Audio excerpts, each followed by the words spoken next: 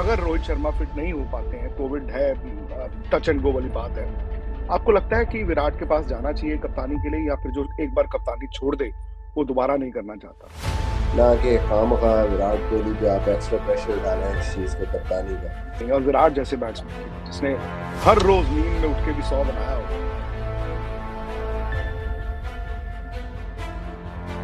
कीजिए जी एक बार फिर मैं आपकी खिदमत में हाजिर हूं। और आप मुझे जानते हैं, मेरा नाम विक्रांत गुप्ता है। और हमारे बड़े अजीज दोस्त हैं मोगीज अहमद। उनका ये चैनल है आईसीए स्पोर्ट्स, और मोगीज स्पोर्ट्स तक की बड़ी मदद करते हैं। तो मैं लंदन आया हुआ था, मुलाकात हुई, उन्होंने बड़ा अच्छा मुझे खाना खिलाया। फिर उन्होंने कहा कि ऐसा करते हैं जी, हम एक शो करते हैं। तो मैंने कहा शो तो मैं करूंगा आपके चैनल पे। और आपके चैनल के जरिए मुझे मौका मिलता है किसके साथ बात करने का? मुझे मौका मिलता है मिसबा भाई से बात करने का। पाकिस्तान के साबिक कप्तान भी हैं, और आप जानते हैं कि आला दर्जे के बल्लेबाज थे। साथ ही साथ स्पोर्ट्स तक से भी इनका एक नाता है। आपने इनको सलाम क्रिकेट में भी देखा है। तो मिसबा भाई, बहुत बहुत शुक्रिया आपका। आप लाहौर से जुड़े हैं, और मैं देखिए आपके शहर लंदन की हसीन वादियों से आपके साथ जुड़ा हूं। जी बहुत शुक्रिया। फ़र्क सिर्फ डिग्रीज का है, आप शायद कहीं 20 या उससे नीचे हैं और मैं 40 प्लस पे हूँ। तो डिग्री सेंटीग्रेड का फर्क है, बाकी तो मेरे ख्याल में सारा कुछ ठीक है। बिल्कुल। और मिसबा भाई, मैं तो बस ये जो 18 19 20 सेल्सियस की आप बात कर रहे हैं, बस 2-3 दिन की बात है। इसके बाद मैं दिल्ली जाऊंगा, जहां पे वही 43 44 45 साड़ी लड़ाई सेम ही हो जानी है फिर। Will be the same. हाँ जी। नहीं खैर, मिसबा भाई, यहाँ पे अगेन इंग्लैंड में जब भी आप क्रिकेट खेलते हैं, आप क्योंकि आपके रन बहुत है इंग्लैंड में, आप की कप्तानी में टीम यहाँ बड़ा अच्छा खेली भी है।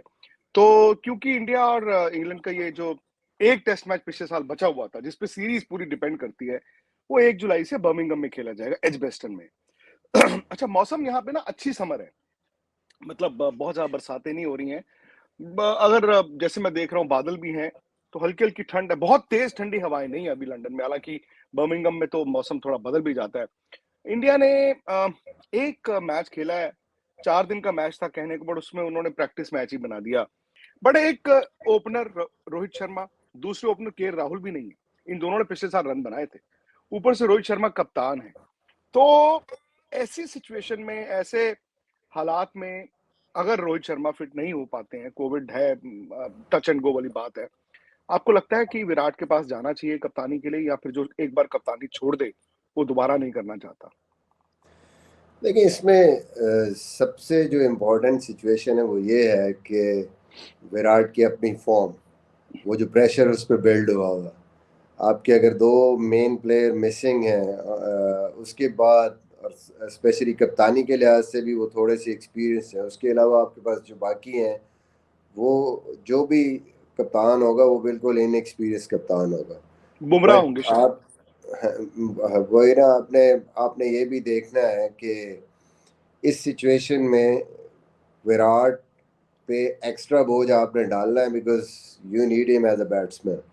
जी। इंडिया चाहता है कि वो अपनी फॉर्म में वापस आए, और जिस तरीके से उन्होंने कंट्रीब्यूट किया है पिछले 2 सालों को छोड़ के उससे पहले, उस तरह की कंट्रीब्यूशन वो करें as a batter.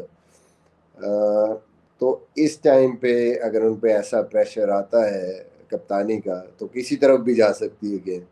It can enhance, थोड़ा कॉन्फिडेंस बूस्ट भी हो सकता है, but for one game I think pressure पड़ भी सकता है, एक्स्ट्रा प्रेशर। फिर आपकी टीम भी पूरी नहीं है। तो आप फ्यूचर में जो आप देख रहे हैं इसके बाद किसी को भी कप्तानी के लिए, तो मेरे ख्याल में फिर उस पर रिलाई करना चाहिए, उसके लिए जाना चाहिए। ना कि खामखा विराट कोहली पे आप एक्स्ट्रा प्रेशर डालें इस चीज़ का, कप्तानी का।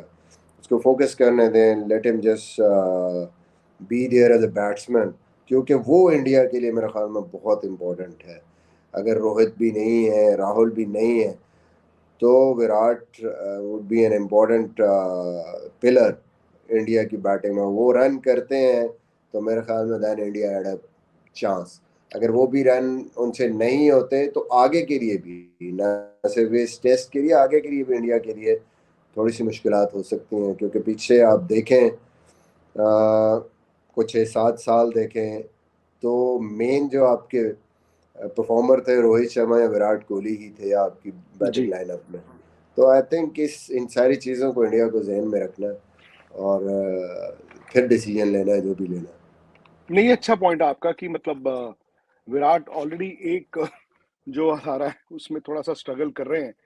लेकिन ये थोड़ा स्ट्रगल मिसबा भाई थोड़ा ज़्यादा लंबा हो गया बिकॉज़ तकरीबन पौने 3 साल हो गए, 100 नहीं है। टेस्ट क्रिकेट नहीं मतलब इंटरनेशनल क्रिकेट में नहीं, और विराट जैसे बैट्समैन के लिए जिसने हर रोज़ नींद में उठ के भी 100 बनाया हो, ये बड़ा मुश्किल हो जाता है। क्या ऐसे हालात में आप ओवर ट्राई भी करता है बल्लेबाज ये दिखाने के लिए कि यार मैं हूँ विराट, यार मैं हूँ ये? कभी-कभी ऐसा तो नहीं होता कि you are over keyed up to show the world? बिल्कुल ठीक कहते हैं आप। मतलब बैटिंग अगर आप देखें तो बैटिंग में दो चीज़ें हैं, दो इम्पोर्टेंट एस्पेक्ट्स हैं। नंबर वन तो ज़ाहिर है कोई भी आप काम करते हैं तो उसके लिए जो सबसे पहला aspect that is mental and the second one is technical. So mental aspects में बहुत सारी चीज़ें आ जाती हैं, बहुत सारी। Even some of the technical issues are related, mainly related to your mental condition. Mind कैसे काम कर रहा है, या आप पे किस किस्म के प्रेशर्स हैं, क्या चीज़ चल रही है। देखें, बैटिंग ऐसे ही है, एक ऑटोमेशन है, रिएक्शन है, डिसीजन मेकिंग है।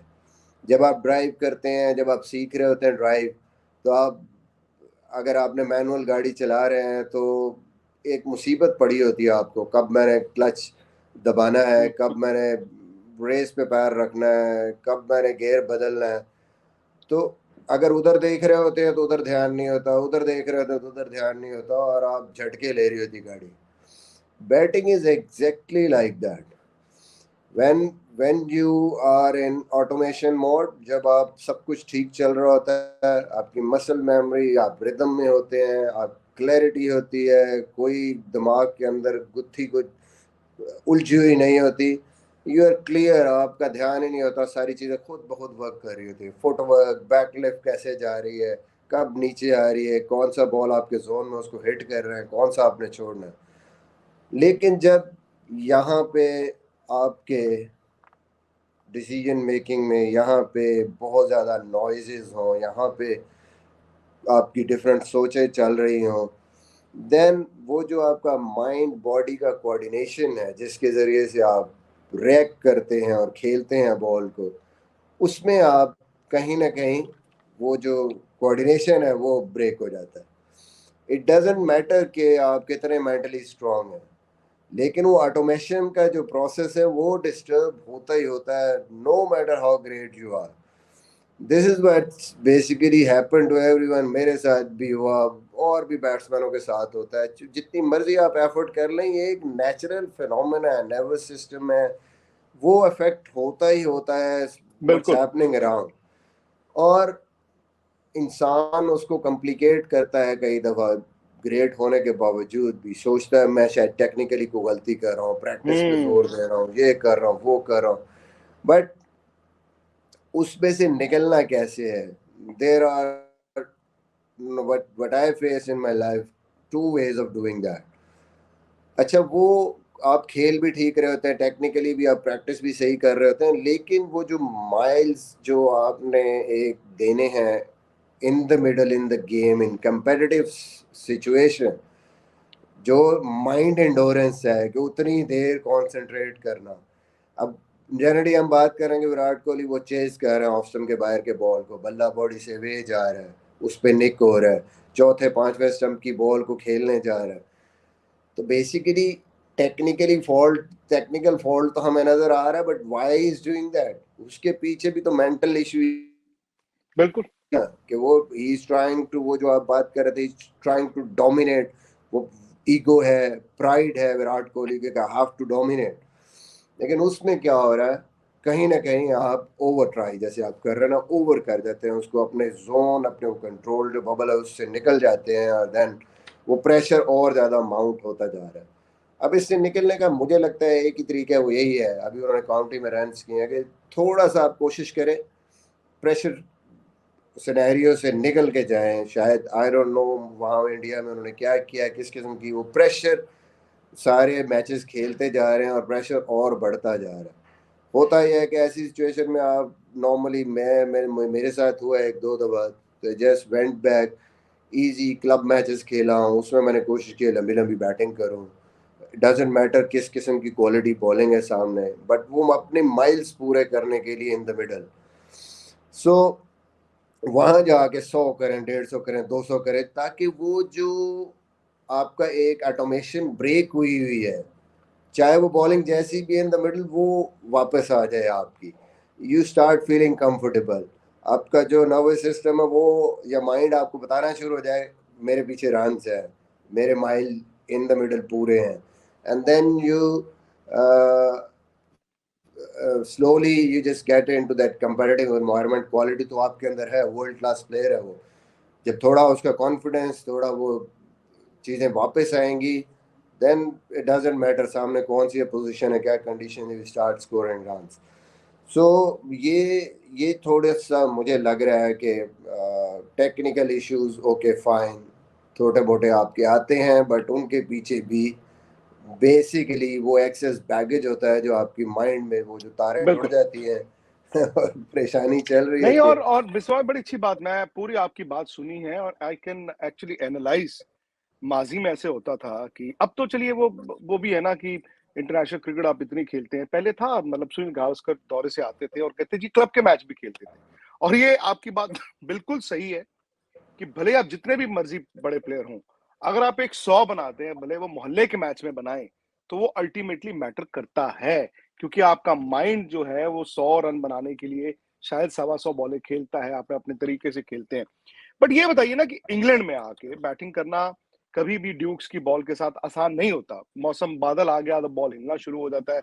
अब देखिए, मैं उस दिन खेला एक क्लब का मैच मिर्जा भाई, मतलब मेरे पटों पे मतलब बॉलों के निशान ही निशान लगे हुए हैं। एक बॉल मेरी पेट में भी आके लगी है, मतलब मैं left arm fast bowler, ball बाहर जा रहा था, मैंने छोड़ा ठप करके पेट में आके लगी। तो जो लास्ट जो लेट मूवमेंट है यहाँ पे, उसको काउंटर करने के लिए आपके रन पीछे से ना आए हों, आप किस तरह की टेक्निक का एडवाइस करते हैं? देखिए इट्स नॉट दैट इजी, मुश्किल है। लेकिन मसला यही है कि आप उस तरीके से अगर प्रिपेयर्ड हैं, आपको आपको वो वेट करना है बॉल का, आपको कोशिश करना है कि लेट खेलें, बॉल की तरफ भागना नहीं है कि बॉडी से अवे आपका बल्ला अगर निकलता है, specially scoring in the cover region in England, जब भी आप जाते हैं तो आप वही बात है, खतरे से खेल रहे हैं आप।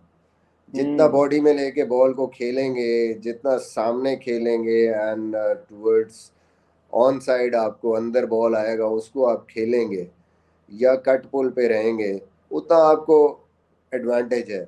जितना आप कोशिश करेंगे कि भागेंगे, ड्राइवों कवर ड्राइव है जो कि विराट का फेवरेट एरिया भी है, बट बिल्कुल। जब तक आप कमांड नहीं आ जाती, आप सेट नहीं हो जाते फुली, सॉफ्ट हैंड से आपको खेलना पड़ता है, फ्रंट फुट के बॉल, बैक फुट के बॉल पे आप कैश इन करते हैं। ये बड़ा इंपॉर्टेंट है। और सबसे इम्पोर्टेंट जो चीज़ है कि देखें इंग्लैंड की टीम में इस टाइम उनकी बहुत वो रिलाई कर रहे हैं, कॉन्फिडेंस भी दे रहे हैं जैक लीच पे, उन्होंने लास्ट मैच में आउट भी किए हैं। ये भी मैटर 10 विकेट। करेगा कि how how you play him. Basically अगर इन जैसे पाक एशियन प्लेयर हैं, that is one area where you can just put pressure on England. अगर आप उस पे रन्स करते हैं, कैश इन करते हैं, तो एक तो अंडर प्रेशर रहती है position, rotation of the fast bowler become a little bit difficult, और आप डिक्टेट करते हैं चीज़ों को।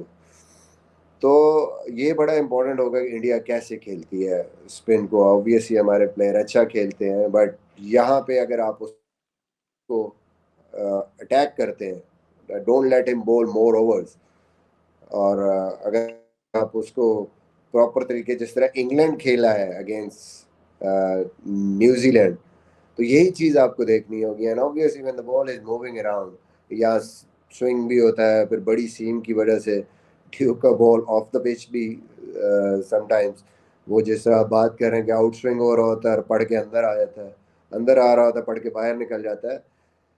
तो उसके लिए आसान तरीका तो यही है कि आप बॉल को आने देंगे जितना अपने पास, and when you are on the front foot, try to just basically be at the pitch of उसकी बिल्कुल बॉल की पिच पे पहुंचेंगे और उसको आराम से बहुत हार्ड हैंड से खेलने की ज़रूरत नहीं है।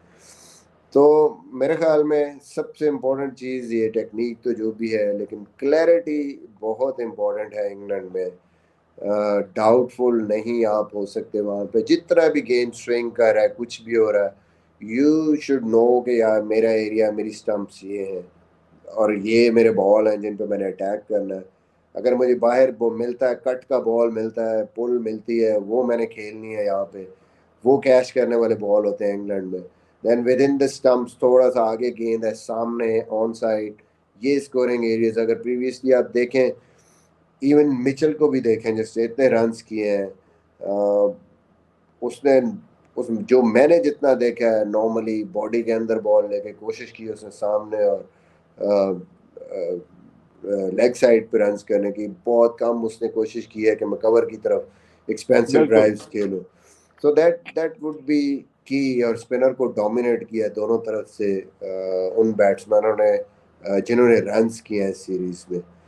तो इंडिया भी ये चीज़ें देख रहा होगा। तो इन सारी चीज़ों को देखते हुए आई थिंक इम्पोर्टेंट होगा उनके लिए। बट इंडिया की बॉलिंग लाइनअप भी तगड़ी है। सो अच्छा एक टफ टाइम इंडिया दे सकती है।